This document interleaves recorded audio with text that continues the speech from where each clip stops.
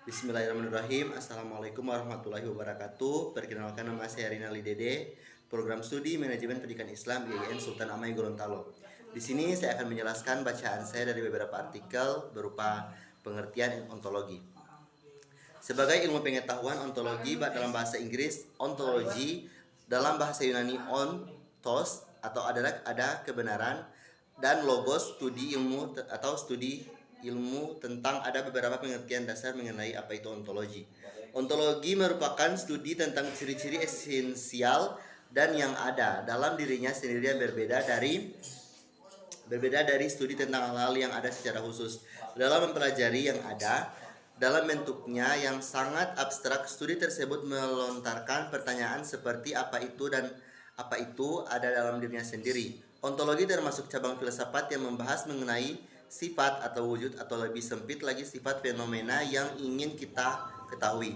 Ontologi juga bisa mengandung pengertian sebuah cabang filsafat yang menggeluti tata dan struktur realitas dalam arti seluas mungkin, yang menggunakan kategori-kategori seperti ada atau menjadi, kualitas atau potensialitas, esensi, keniscayaan dasar yang ada sebagai yang ada.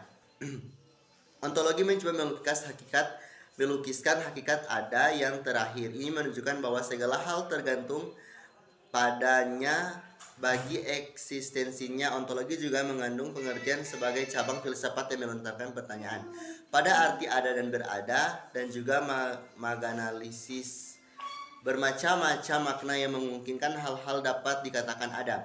Dari beberapa pengertian ontologi di atas, maka dapat diperoleh gambaran yang lebih jelas apa yang disebut dengan ontologi.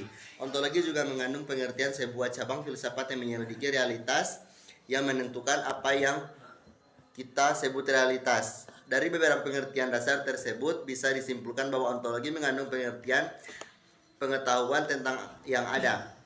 Ontologi merupakan bagian filsafat ilmu yang membahas pandangan terhadap hakikat ilmu atau pengetahuan ilmiah, termasuk pandangan terhadap sifat ilmu itu sendiri.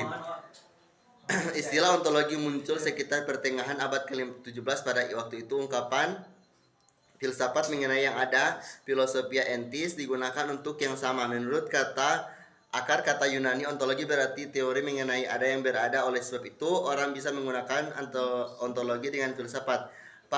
Pertama Aristoteles, yang kemudian disebut sebagai metafisika. Namun pada kenyataannya ontologi hanya merupakan bagian pertama metafisika, yaitu teori mengenai yang ada yang berbeda secara terbatas sebagaimana adanya apa yang secara hakiki dan secara langsung termasuk ada tersebut. Pengertian pengetahuan pada ontologi ilmu pengetahuan. Pengertian merupakan hasil proses dari usaha manusia untuk tahu. Dr. Andes Sidi Gazalba mengemukakan bahwa pengetahuan ialah apa yang diketahui atau hasil pekerjaan tahu. Pekerjaan tahu tersebut adalah hasil daripada kenal, sadar, insaf, mengerti, dan pandai. Pengetahuan itu semua milik atau isi pikiran. Pengetahuan adalah suatu istilah yang digunakan untuk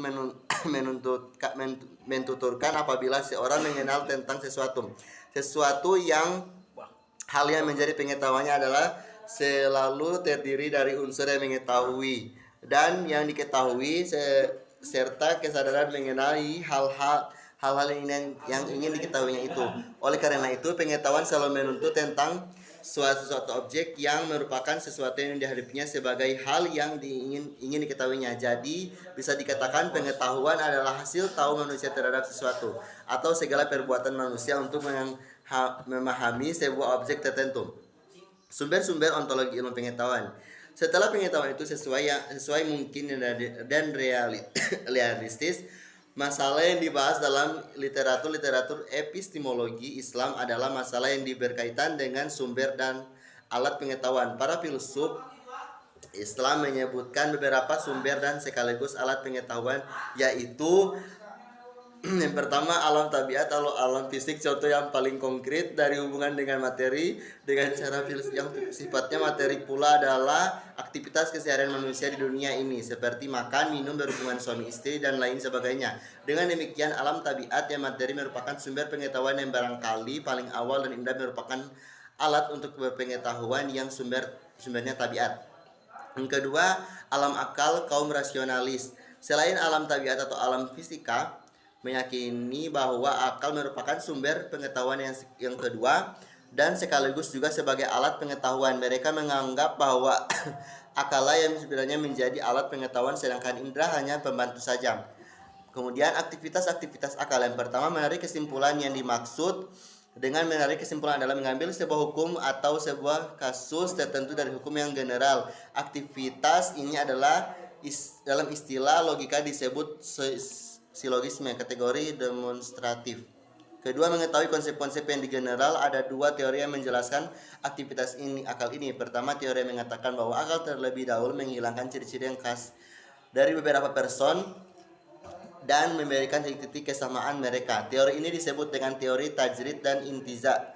Kedua, teori yang mengatakan bahwa pengetahuan akal tentang konsep yang general melalui tiga tahapan, yaitu persentuhan indera dengan materi, perekaman benak, dan generalisasi. Kemudian ketiga, pengelompokan wujud. Akal mempunyai kemampuan mengelompokkan segala yang ada di alam realita ke beberapa kelompok. Yang keempat, pemilihan dan penguraian. Kelima, penggabungan dan penyusunan. Keenam, kreativitas. Kemudian yang ketiga ada analogi atau tamsil. Termasuk alat pengetahuan manusia adalah analogi yang dalam terminologi fikih disebut kias. Analogi ini ialah menetapkan hukum atau bacaan predikat atas sesuatu yang hukum dengan hukum yang telah ada pada sesuatu yang lain karena adanya kesamaan antara dua sesuatu itu. Analogi tersusun dari beberapa unsur, yaitu yang pertama asal, yaitu kasus parsial yang telah diketahui hukumnya. Kedua, cabang, yaitu kasus parsial yang hendak diketahui hukumnya. Ketiga, titik kesamaan antara asal dan cabang. Dan yang keempat, hukum yang sudah ditetapkan atas asal. Yang bagian 4 ada hati dan ilham atau wahyu. Kaum empiris yang memandang bahwa ada sama dengan materi sehingga sesuatu yang in materi adalah tidak ada. Maka pengetahuan tentang ini materi tidak mungkin ada. Sebaliknya, kaum ilahi atau teosofi yang meyakini bahwa ada lebih luas dari sekedar materi. Mereka meyakini keberadaan yang in materi. Pengetahuan tentangnya tidak mungkin lewat indera tapi lewat akal atau hati. Tentu yang dimaksud dengan pengetahuan lewat hati di sini adalah pengetahuan tentang realita in materi eksternal. Kalau yang internal seperti rasa sakit, sedih, senang, lapar, haus, dan hal yang intuitif lainnya diyakini kebenaran oleh semua orang-orang tanpa terkecuali. Pengetahuan tentang alam gaib yang dicapai manusia lewat hati jika berkenaan dengan pribadi seorang saja disebut ilham atau isyraf, dan jika berkaitan dengan bimbingan umat Islam dan penyempurnaan jiwa mereka dengan syariat disebut wahyu. Demikian materi yang dapat saya sampaikan. Lebih dan kurangnya saya mohon maaf. Wallahul muwaffiq ila aqwamit thoriq. Wassalamualaikum warahmatullahi wabarakatuh.